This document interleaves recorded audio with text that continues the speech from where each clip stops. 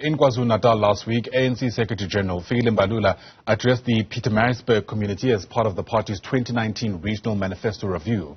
Now, the organization has drawn most of its support from KZN and Gauteng in recent years. The South African National Civic Organization in KZN will now convene its own kind of gathering this weekend to reflect on issues raised during that review. Let's discuss this further with Moloi, who's a member of SANCO's National Working Committee in KZN and joins us via our video link this morning. Great to have you on the program, sir. Thanks very much indeed for making time. So the ANC has had its own review of its 2019 manifesto.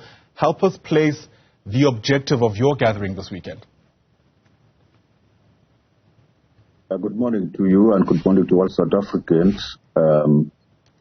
Yes, we are the South African National Civic Organization. As you would remember, the organization that has, in the past few years, since the dawn of democracy, resolved to align itself, having viewed various manifesto options available from political parties in the country.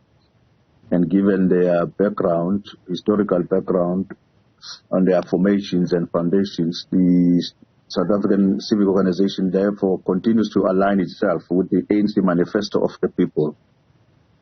As has been the case recently, yes, the African National Congress having been going around the country and having reached KwaZulu-Natal, we have had the opportunity then as a result to listen carefully to the presentation by the Secretary-General of the African National Congress on behalf of the National Executive Committee of the ANC and the ANC at large, as it were, on how the ANC intends to, in this period of the manifesto, to impact on society and to impact civically on its intended prioritization of the budget implementation. In this regard, SANCO has welcomed the presentation. It will be remembered that it was also part of that particular event. But of course, those are just messages of support that you will expect.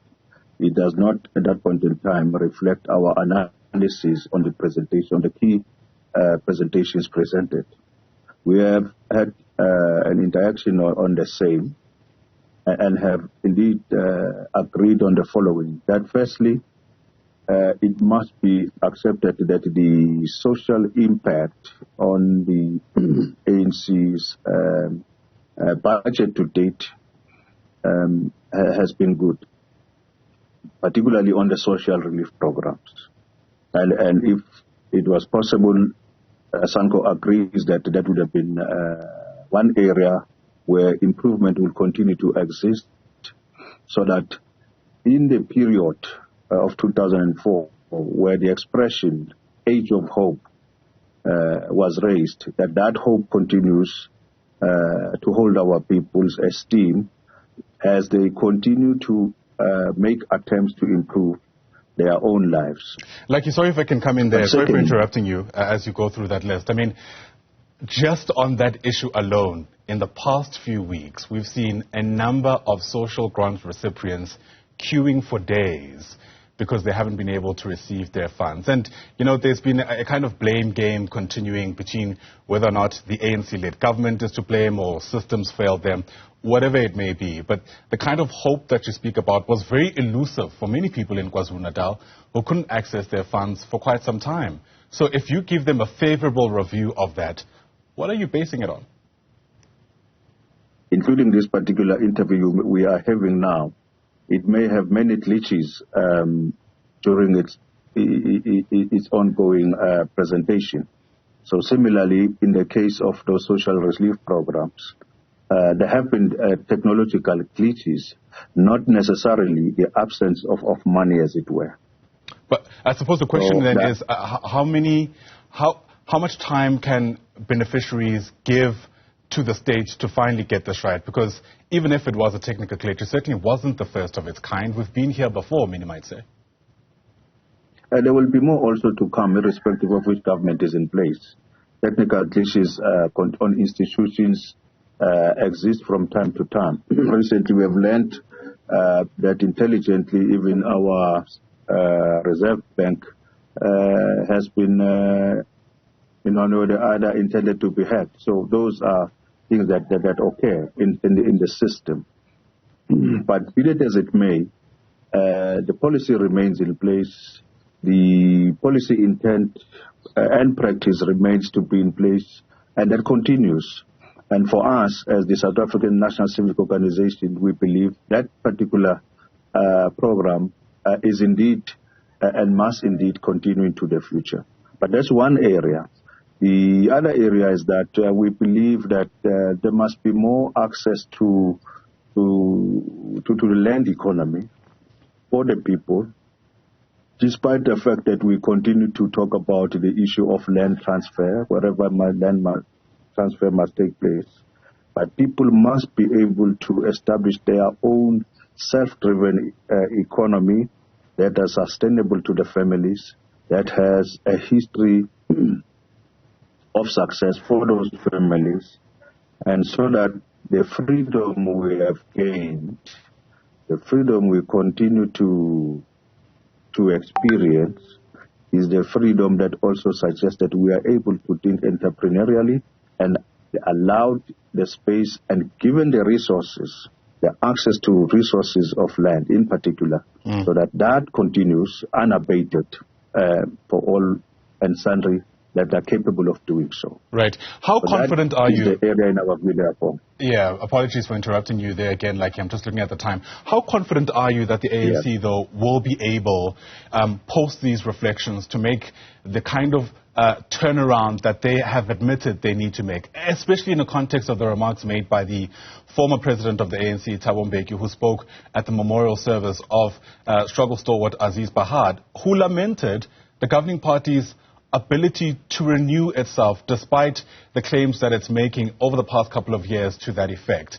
If a former president of the party has raised skepticism in this very public way, how should people, especially where you are, receive the ANC's commitments? Yes, indeed, the former president is correct. You'll recall that he's not just making a sentimental expression, but making a conference call resolution. And in this regard, he's referring to its implementation and sincerity of its implementation in particular, in cadre selection, as it were.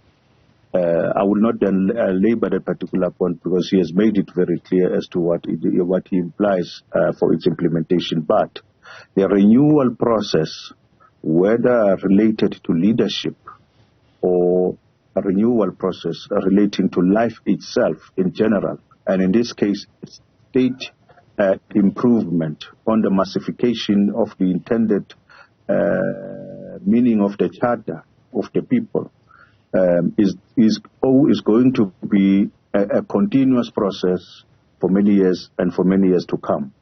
And it's a similar expression if you were to relate it to the fact that that call has been made for many years, over 300 years, made to the former apartheid rulers to say they must renew themselves in their approach on how they treat all other races that are resident, predominantly the African people in South Africa. Then it took them 300 years to renew their mind on that issue. So renewal continues to be something that is a process by itself. Of course, in this case, it is being called to mean that the selection of leadership, either on the state or on the organization, is a paramount task that cannot be left to nepotism, cannot be left to cronism, cannot be left to favors. It's not any of those kinds of things. I think those are the things that he continues to say we must be abated from continuing to approach this particular aspect of the institution on the basis of my friend. All right. Sure. Basis. All right. Like Moloi, thanks very much so indeed. That's the Apologies again. Thanks for your sentiment. Really do appreciate your time on the Weekend Report. Like Moloi, a member of the National Working Committee of SANCO in KZN. Once again, thanks very much indeed for your time.